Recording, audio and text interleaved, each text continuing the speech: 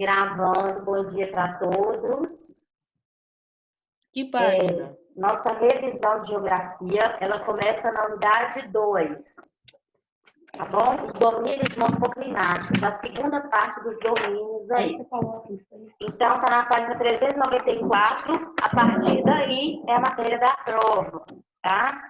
Mas não precisa de vocês se preocuparem, não, por causa da quantidade. Deixa eu colocar aqui no mudo, tá dando muito barulho. Então, pessoal, não precisa de vocês se preocuparem por causa da quantidade de matéria. Nós já fizemos bastante exercícios, né? Principalmente aqueles que estão com a gente aí desde o início, que estão acompanhando as aulas em ambiente remoto desde o início. Então, nós já fizemos vários exercícios referentes a todas essas unidades, né? E eu também passei uma revisão geral e vou dar a prova dentro do que está na revisão. O cronograma vai para vocês, orientando tudo direitinho que vocês vão estudar em cada uma dessas unidades.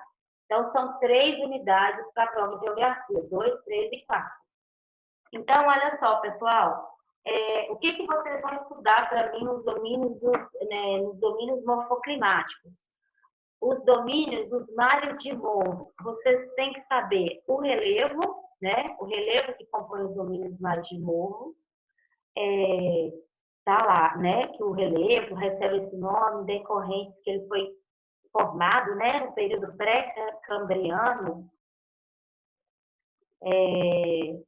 Trata-se de uma área que foi muito desgastada ao longo do tempo e devido à atuação de diferentes processos erosivos, né? A característica do relevo do domínio mares de morro é chamado de mamelonar ou meia laranja, né? Então, olha só, sobre o solo, vocês têm que saber sobre o solo aí, né? O solo do relevo mares de morro, do domínio mares de morro, né? Ele tem uma textura arenosa e argilosa, ou seja, um pouco de areia misturada com argila, né? Sobre a hidrografia dos relevos. Não, eu não pedi a hidrografia, deixa eu ver aqui. Sobre, como é muita matéria, eu não peguei tudo, não. Eu só peguei o básico daquilo que vocês vão estudar.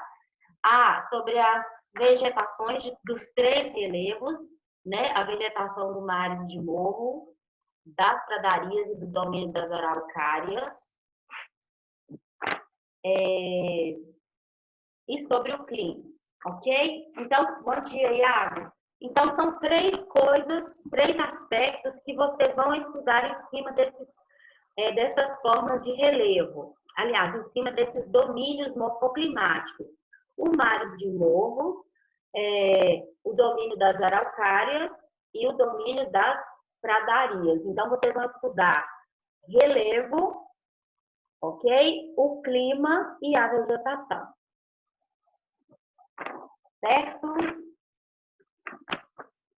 Então, pessoal, continuando aí, passando aí para a unidade 3, né, sobre as unidades de conservação. Olha só, tem até um exercício aí na atividade de hoje sobre as unidades de conservação. Eu coloquei até uma charge lá engraçada, né, para vocês analisarem aquela charge. Então, vocês vão descrever o que vocês estão vendo ali naquela charge, tá? E é muito importante, nessa unidade 3, é muito importante vocês saberem sobre o desmatamento no Brasil, né? O desmatamento no Brasil, principalmente na região amazônica. Vocês estão vendo aí que o país está muito focado, né, na questão dessa pandemia, e estão acontecendo coisas, e eles estão aproveitando disso aí, né, que o país está focado nisso, então eles estão aproveitando e devastando mais ainda a região amazônica. Então, os dados lá os dados atuais estão sem controle. Teve um dia que eu até coloquei sobre uma medida provisória, uma MP, né, que os deputados criaram lá, sobre os grileiros.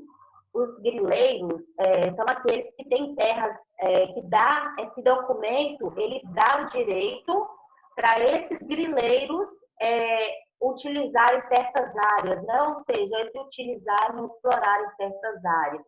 Então, estava tendo esse avanço aí, mas graças a Deus os deputados votaram contra. Mas por quê? Por causa da pressão popular.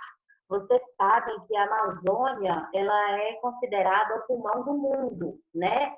É a maior floresta tropical do planeta. Então, tem muitos grupos, muitas ONGs de proteção para a Amazônia espalhados não só aqui no Brasil, espalhados no mundo inteiro. Então, para iniciar aí na unidade 3, vocês têm que saber sobre esses dados do desmatamento. E quais são as causas desse desmatamento, né? O que mais prejudica, aliás, o que acontece que mais atrapalha, que mais contribui para o desequilíbrio desse domínio, né? O domínio amazônico, assim como a floresta amazônica. Então, quais são as causas disso, do desmatamento na Amazônia? Então, gente, olha só, as causas, né, são as ações antrópicas. O que são ações antrópicas? São as ações desenvolvidas pelo homem dentro daquele espaço, né? Então, tudo aquilo que o homem faz, vocês estudaram lá no domínio amazônico, bom dia. Então, vocês estudaram lá no domínio amazônico sobre as atividades humanas que prejudicam aquele domínio. Então, dando sequência aí nessa questão, né, essa unidade 3, chamada de unidade de conservação, ela veio na sequência aí dos domínios, porque essas unidades de conservação, elas foram criadas para proteger esses domínios, os 6 domínios que vocês estudaram anteriormente, né? Então, essas unidades são para proteger essas áreas. E aí, a unidade 3 abre-se aí com essa questão aí do desmatamento, ok? Então, as causas do desmatamento, vocês estudam desde a unidade 1. Então, vocês sabem o que são ações antrópicas, o que o homem faz para que esse domínio ele seja desmatado, né? A questão das hidrelétricas, das grandes áreas que são devastadas pelas hidrelétricas, a questão das mineradoras que são instaladas, né? A questão do desmatamento ilegal de madeira, do tráfico de animais, né? Então, tudo isso aí são consequências negativas, são consequências trazidas pelo homem que acabam destruindo cada um aí desses domínios morfoclimáticos. Ok? Então, dentro da unidade 3, o que você tem que saber são essas taxas aí atualizadas do desmatamento e as causas, né? Principalmente as causas. Olha só, tá aí nesse parágrafo todinho, ó. Eu queria que vocês até marcassem aí, que esse parágrafo chamasse a atenção de vocês na hora de estudar, tá? O segundo, terceiro e quarto parágrafo da página 408. Marquem aí, por favor.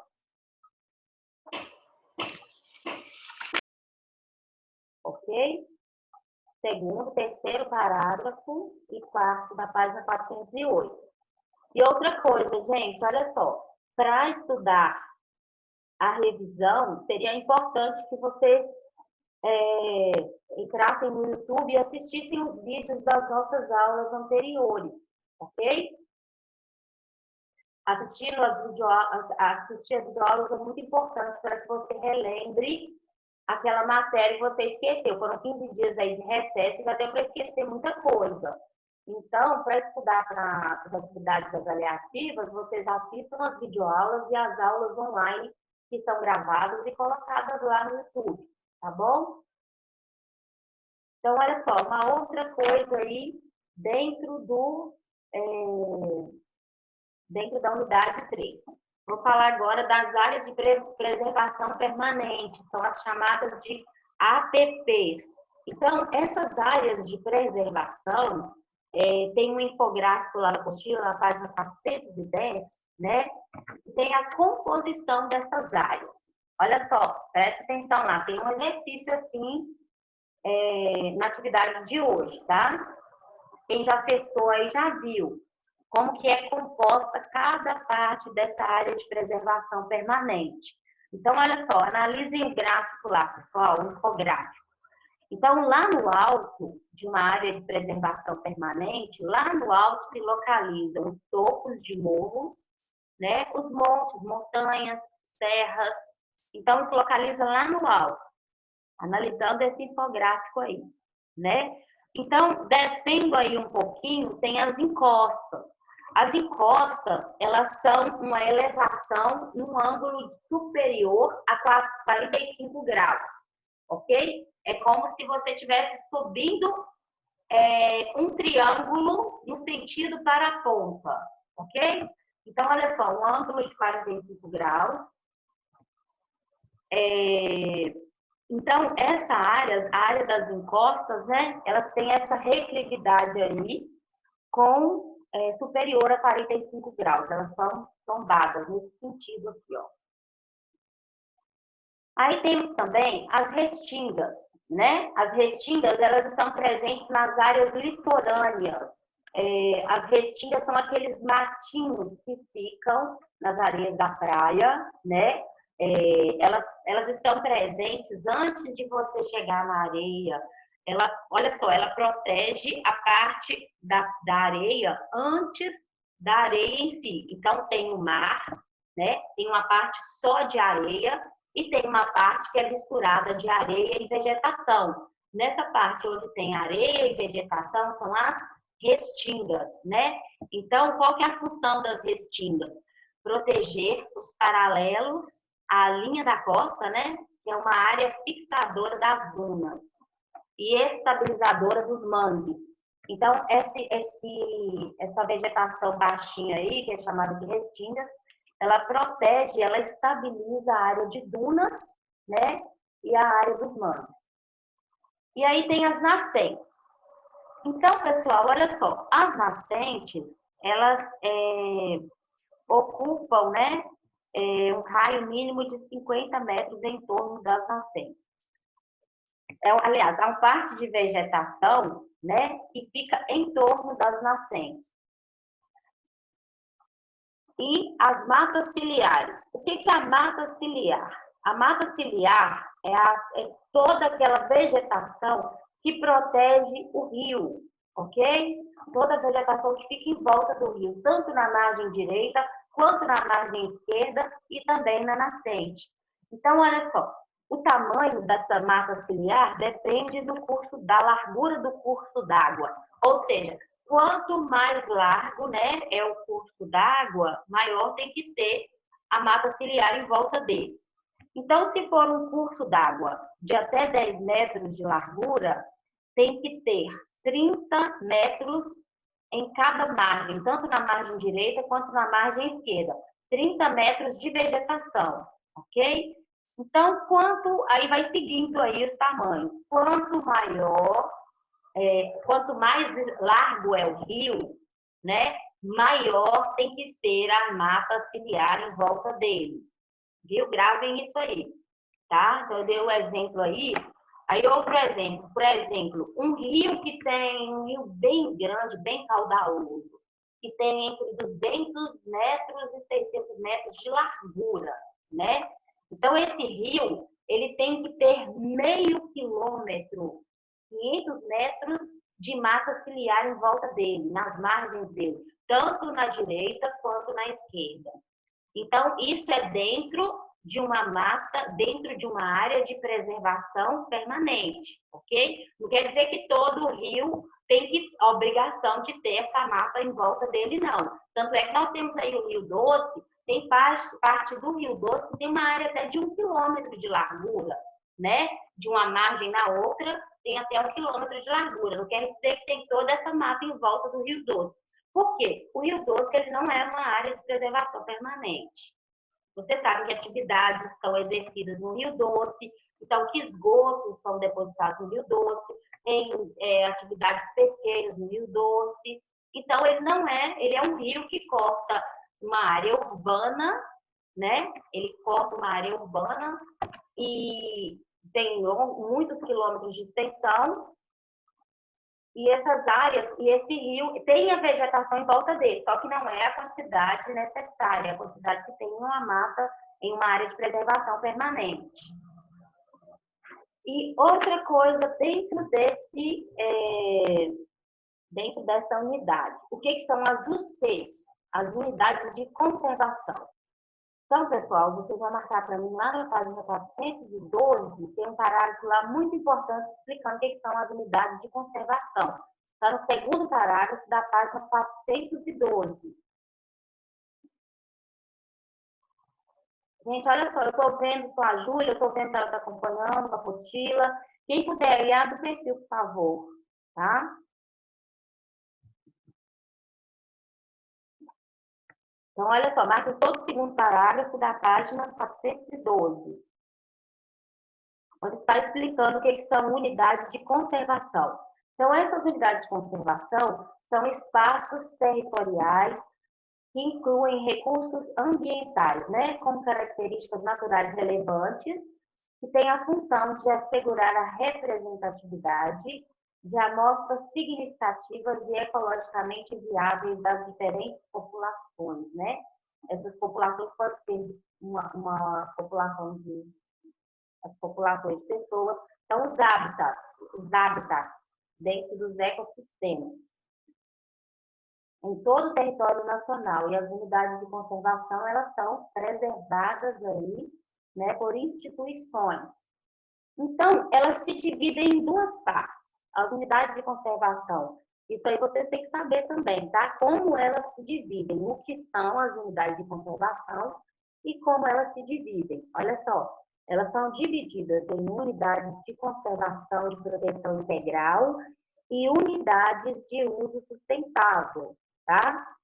Então, olha só, essas áreas, né? Nós demos vários exemplos aí em videoaulas que eu expliquei para vocês sobre cada parte da proteção integral e cada parte do uso sustentável, né?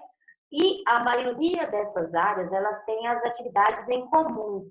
Quais são as atividades em comum que são exercidas nessas áreas? Por exemplo, essas áreas, elas servem, em um dos meus vídeos, eu até coloquei lá como exemplo, né? O Parque Municipal, onde nós fomos, que é uma área, uma unidade de conservação, né? Então, nós temos aí o Parque Natural Municipal, o Parque Municipal Figueira do Rio Doce e o Pico do Ibituruna. Todas essas áreas, lembrando que todas essas áreas são unidades de conservação. Vocês têm esse exemplo aí, se caso eu perguntar, né?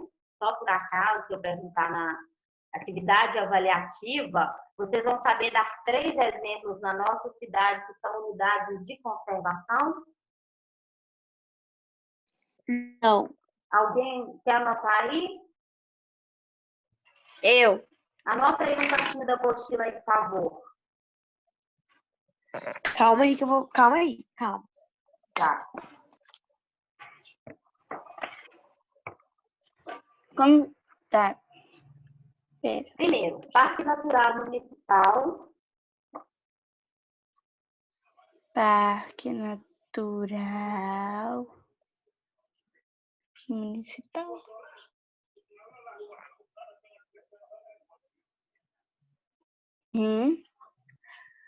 O Parque Municipal Figueira do Rio Doce. Onde que é isso? Onde a gente foi? Quem falou? Parque Municipal Figueira do Rio Doce. Ô, gente, olha só. Como eu não sou daqui, né? Tem só 2 anos que eu moro aqui. Será que eu fiquei pensando se esses 2 parques, se eles são a mesma coisa? Igual a Júlia perguntou onde que é isso. Pode ser que um é a mesma coisa do outro. Ah, Né? tá. Entenderam? Tem aqui, tem 2? Você, Júlia, que vive fazendo aí, você sempre posta foto aí nas unidades de conservação, eu vi uma foto lá no Parque do Ibituruna, né? Então, a Júlia podia explicar pra gente, os 2 parques são a mesma coisa? Ô, tia, eu nunca vou no parque municipal. A primeira vez que eu fui foi na escola, foi com a escola. Ah, Eu não tá. acho graça nenhuma. É uma unidade de conservação, né? Gente, olha só, isso é para quem gosta da natureza. A gente tem que conhecer um pouquinho de tudo, né? Isso aí. Essa aí mesmo que eu tô falando. Então, e o Pico do Ibituruna também é uma unidade de conservação. Coloca só assim, então, ó. Parque Municipal Figueira do Rio Doce. Eu acho que Coloca é a as três. coisa. Peraí, coloca as três, que eu vou procurar saber se são dois parques diferentes ou se esses parques é o mesmo parque. Aí eu informo para vocês. Coloca os três em todos os casos. Parque Natural Municipal, Parque Municipal Figueira do Rio Doce e Pico do Ibituruna. Tá? Anota os três aí no cantinho. São os exemplos de unidade de conservação no nosso município. Ok? E aí, pessoal, todas essas áreas, tanto de proteção integral como de uso sustentável, né, como eu estava dizendo, essas áreas, dentro delas, são desenvolvidas mais ou menos a mesma atividade. Aquilo que a gente fez lá, visitação para as escolas, elas são utilizadas para pesquisas científicas, pesquisa de novas espécies de animais, de insetos, de répteis, né? Elas servem todas essas áreas, o objetivo delas é esse, né? Então, algumas são públicas, outras são privadas, mas todas têm o mesmo objetivo. É uma área de visitação, uma área de excursão, uma área de tudo, né? Por exemplo, dentro desses parques não pode ser desenvolvida uma atividade tipo um comércio, por exemplo, né? Então, são áreas de preservação. Por exemplo, podar uma árvore. Não, a árvore, ela cai, né? Se ela cair, é porque lá não é podar, as árvores elas não são cortadas, né? As árvores que caem mais porque estão velhas. Mas aí toda essa área toda é conservada. Então, as únicas atividades desenvolvidas dentro dessa área aí são essas que eu falei, tá? Visitação, né? Não só de escola, de qualquer outra pessoa. Por exemplo, um piquenique, por exemplo. Pode fazer um piquenique nessas áreas? Sim, agora não, porque nós estamos de quarentena, né? Então, mas depois, quem quiser ir fazer um piquenique aí nessas unidades de conservação, dar um salto de asa delta, né? Quem tiver coragem. Então, vamos lá. Minha irmã Pulou? quase vomitou. Oh, muita coragem. Teria coragem nunca. Então, gente, olha só. Nem eu. Agora vamos para uma unidade bem complexa, né? Uma unidade que vocês vão estudar isso aí até o terceiro ano do ensino médio. Ok? Vocês começaram esse ano a estudar sobre o capitalismo e vão estudando isso aí ao longo de todos os anos, até o terceiro ano do ensino médio, você vai estudar sobre o capitalismo. Então, olha só, construção do mundo moderno. Como surgiu o capitalismo? Capitalismo, a palavra capitalismo vem de capital, né? Capital quer dizer em sentido monetário, dinheiro, não é isso? Então, vocês sabem que lá na Idade Média, né, no finalzinho do século XV, o feudalismo ele entrou em decadência. E o capitalismo entrou no cenário aí, substituindo o feudalismo, né? Então, o capitalismo ele surgiu com a decadência do feudalismo, ok? A partir da decadência do feudalismo. Mas aí, o que acontece? O capitalismo, ele tem características. Quais são as características do capitalismo?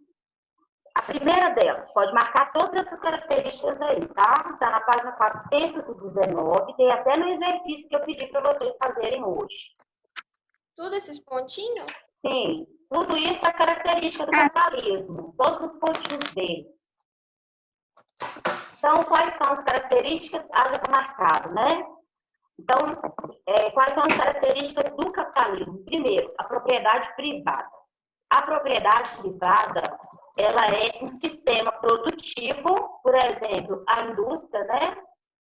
Ela é um sistema produtivo voltado para atividades privadas, ou seja, tem as empresas, né? Elas têm um dono, um proprietário. Então, essa é a propriedade privada. Depois, o lucro. O lucro é o objetivo principal do capitalismo e ele é proveniente, o lucro é proveniente do acúmulo de capital. Ou seja, quando você economiza, por exemplo, você recebe R$ 50 de mesada por mês. Você estipula uma quantidade para você gastar, estipula uma quantidade para você guardar, né? Aquilo que você guarda é o lucro, ok? E a economia de mercado é a livre concorrência sem a intervenção do Estado. Ou seja, essa concorrência entre as empresas, o Estado não interfere nessa concorrência. Dentro do mercado atual, né, as empresas, elas promovem, principalmente as grandes empresas aí, essas empresas, por exemplo, Casas Bahia, Ricardo Eletro, Magazine Luiza. Tem um material, tem um certo produto que eles vendem, por exemplo, uma máquina de lavar. Tá? Lá numa loja está um preço, nas Casas Bahia está um preço, no Ricardo está outro preço e no Magazine Luiza está outro preço. Né? Então, assim, isso é uma concorrência. Às vezes, essas empresas, elas promovem essas promoções para vender mais, né? E também a lei da oferta e da procura. Como que funciona a lei da oferta e da procura? Quanto maior a oferta, maiores são os preços, né? E quanto menor a oferta, menores são os preços. Deixa eu dar um exemplo. Em uma época em que, por exemplo, o plantio de tomate ele foi ruim, né? A safra foi ruim.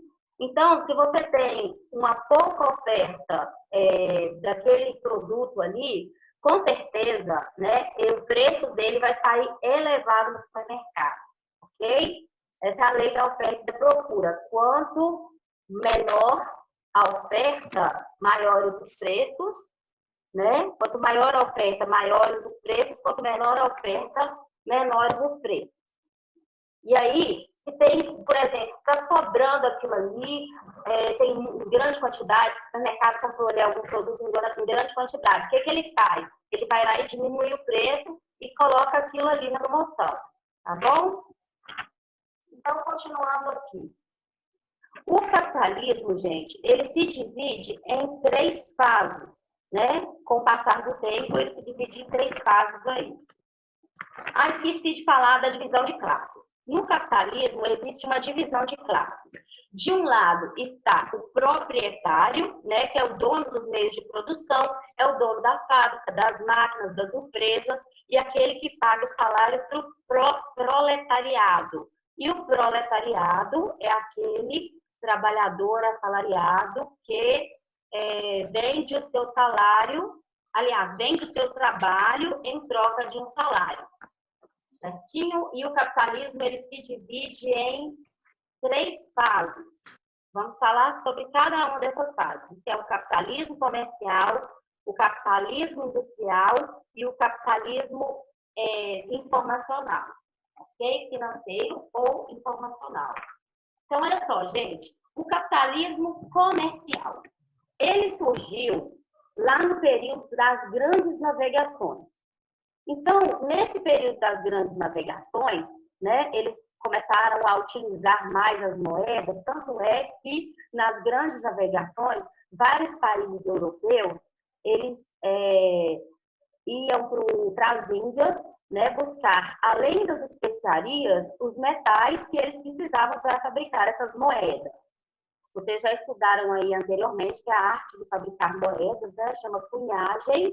Então, o capitalismo surgiu a partir desse período, né? Em que as moedas elas foram sendo cada vez mais utilizadas.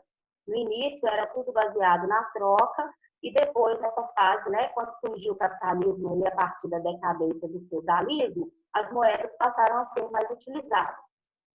E com isso, né, nesse período das grandes navegações, também, aí você sabe que aconteceu as conquistas as conquistas do continente americano, né?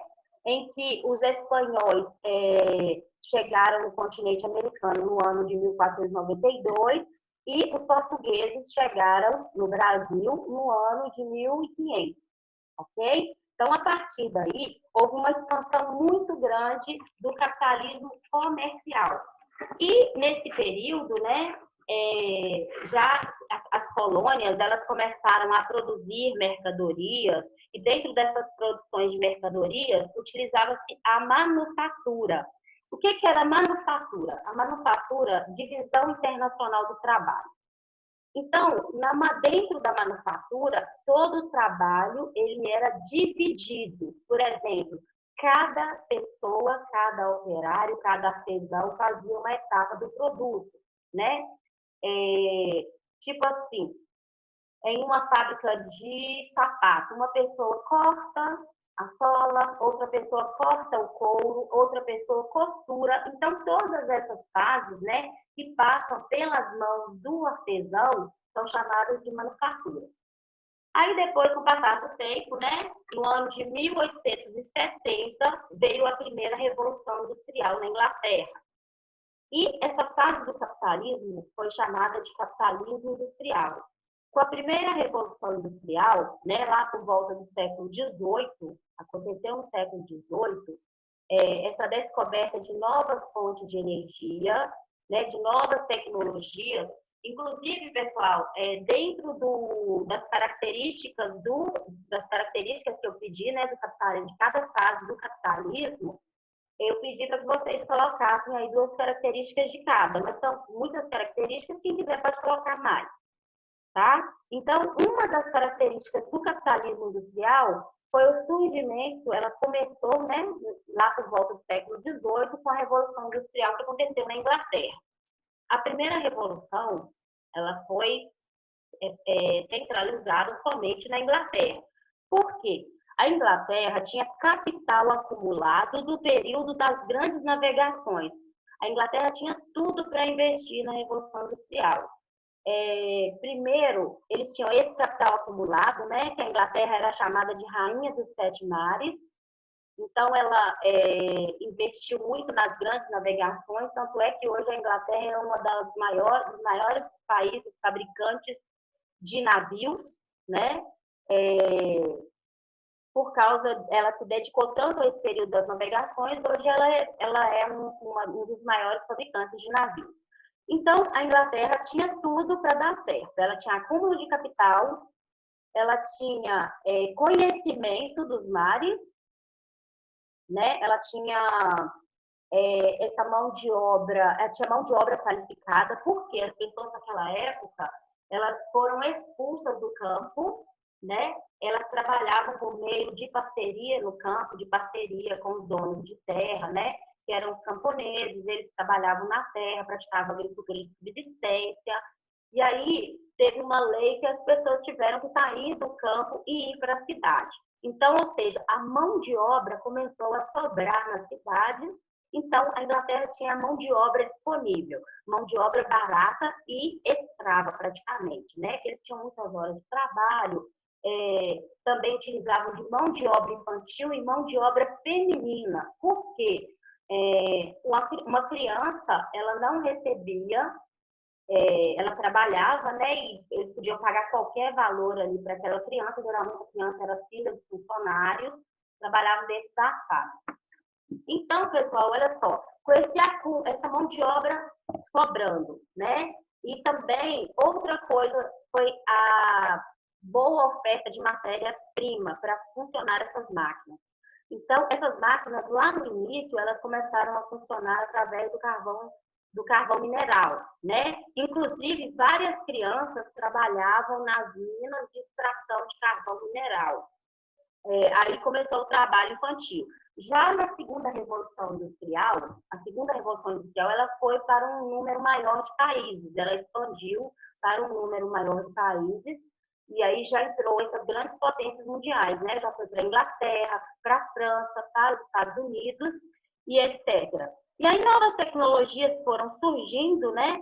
E com o passar do tempo, houve a partilha da África, né? Esses países europeus que já estavam industrializados, eles começaram a brigar por um território, né, no continente africano, e aí veio a Conferência de Berlim. Então, nessa Conferência de Berlim, o capitalismo industrial foi se expandindo. Por quê? Esses países, eles queriam levar, né, esses países que se industrializaram primeiro, que se tornaram as grandes potências, eles queriam levar as suas indústrias para países menores, né? Para países subdesenvolvidos. Por quê? Lá tinha mão de obra barata, né? Isenção de impostos. Às vezes, até quando eles não tinham que, igual, por exemplo, para trazer uma empresa para o país, às vezes o país até abria mão